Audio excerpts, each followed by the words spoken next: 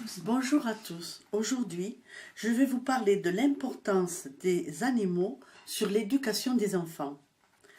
Pour un enfant, une peluche, c'est bien, mais elle n'aide pas à développer de vrais sentiments comme va le faire un animal.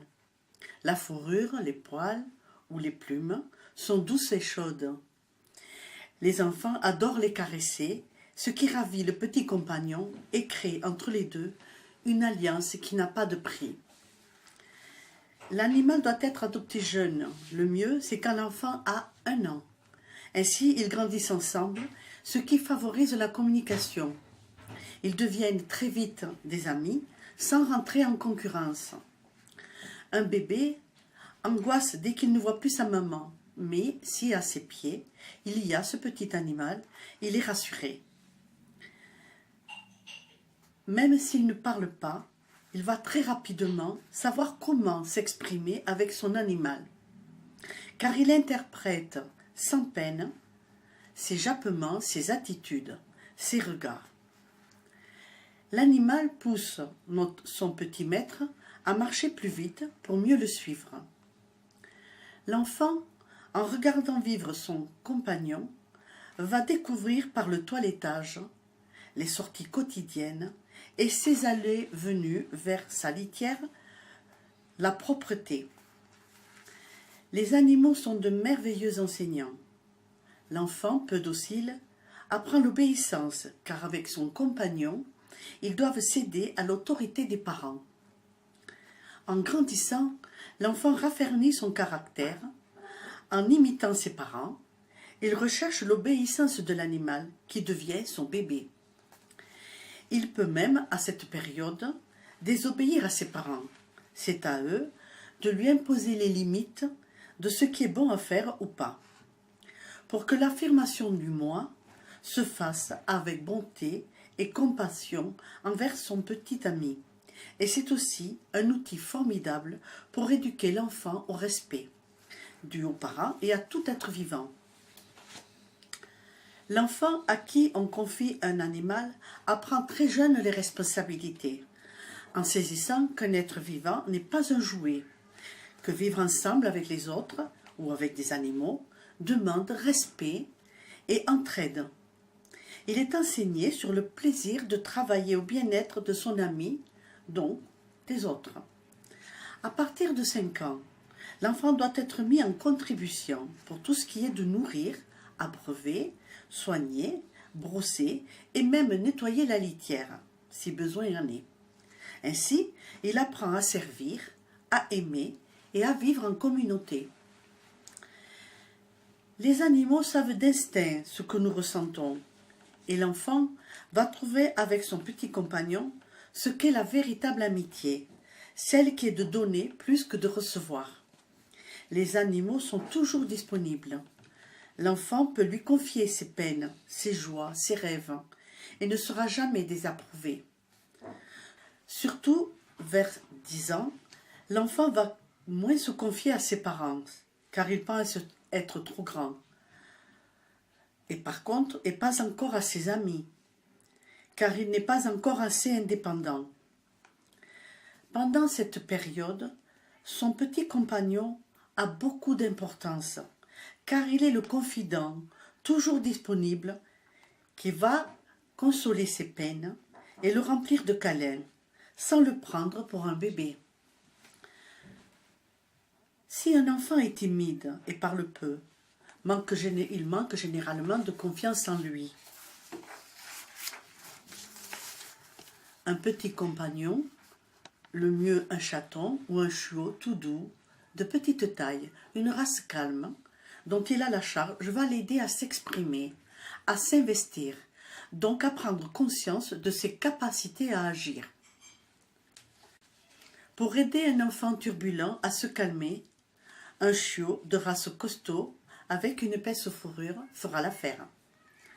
L'enfant appréciera les jeux de son compagnon, mais apprendra à respecter ses nombreuses pauses de sommeil. Il canalise ainsi son énergie.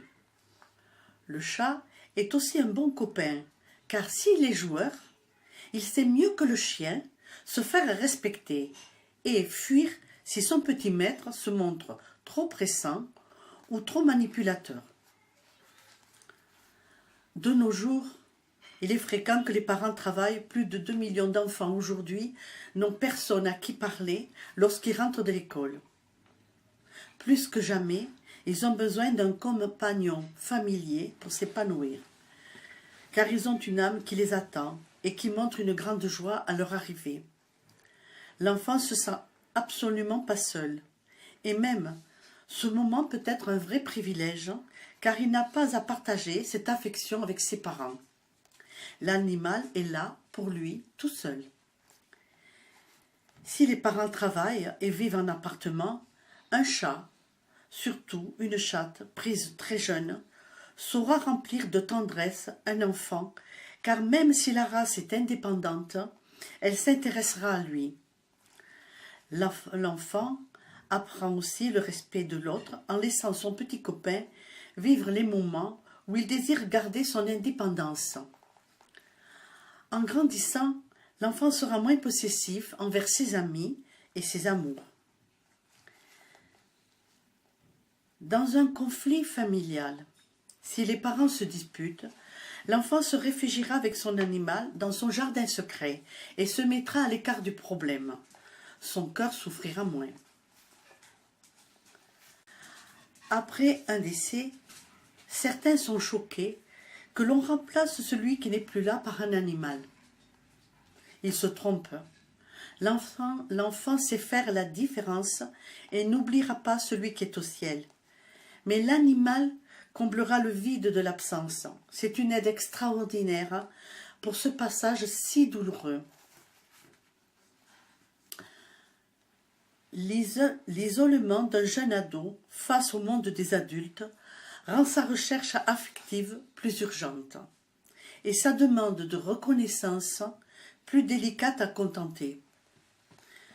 Son idéal est la recherche d'un lien affectif durable et stable. Avec son animal, il trouvera ce qu'il cherche, car celui-ci donne un sens très doux à sa vie d'adolescent. En s'occupant de son compagnon, il se sent utile à cet être qui a besoin de lui, mais aussi sur qui lui-même peut compter. Sur la sexualité. Une femelle en chaleur change de comportement. C'est le moment pour les parents d'expliquer que l'instinct animal pousse une femelle à chercher un mâle, que seuls les hommes et les femmes s'unissent par amour et non par instinct. Pour devenir un papa, le mâle met la petite graine dans le ventre de la femelle, qui en grandissant va donner naissance à plusieurs petits. L'enfant ouvre les portes secrètes de la procréation et de l'allaitement.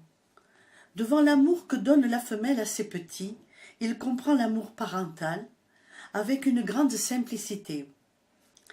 Il est bon de montrer la différence entre les parents humains qui choisissent quand et combien ils désirent avoir des enfants, car ils vont s'occuper d'eux toute la vie, alors que l'animal procrée le fait tous les ans, systématiquement.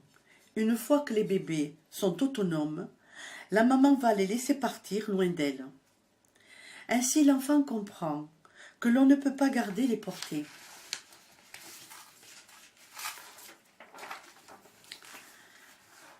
La vie de nos animaux domestiques sont bien souvent plus courtes que la nôtre. Pour un enfant, cela va être la première rencontre avec la mort. Il faut savoir que le sommeil, pour tous les êtres vivants, a une importance capitale afin que les anges du destin et les anges médecins remettent les corps subtils en énergie de vie pour reprendre les activités du lendemain.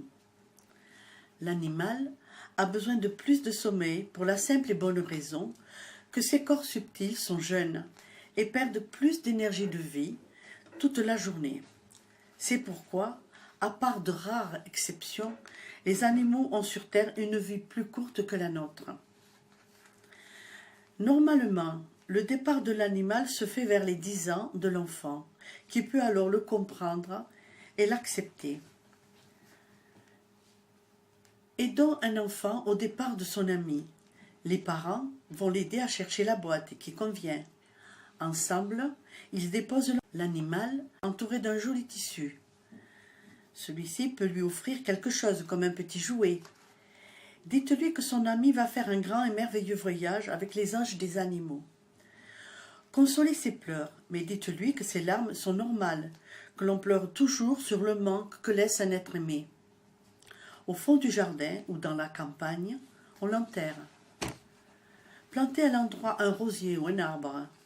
L'enfant fera la transition de son ami à la plante qui, en grandissant, est la preuve que son copain grandit au ciel. Quand il sera confronté au départ d'un être cher à son cœur, l'enfant se souviendra toujours de cette démarche qui restera gravée au fond de lui.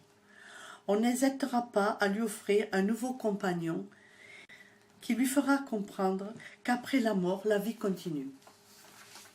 Je souhaite que si vous devez offrir un animal à vos enfants, vous sera préférable d'aller à la SPA ou dans des lieux de refuge plutôt que dans des magasins, car dans ces magasins, on vend des petits animaux, souvent qui ne sont pas en bonne santé. Et l'enfant ne comprendra pas si on achète un animal comme un objet, il va comprendre qu'un animal peut être un objet. Un animal est un être vivant. Et quand on va les chercher dans les refuges, ça donne aussi à l'enfant la condition de sauver cet animal, de le sauver. Donc ça éveille en lui déjà beaucoup plus de compassion. Voilà, je pense que ce petit message vous fera plaisir. Et si vous avez des questions, vous pouvez les poser sur YouTube ou sur Facebook. Je vous dis au revoir.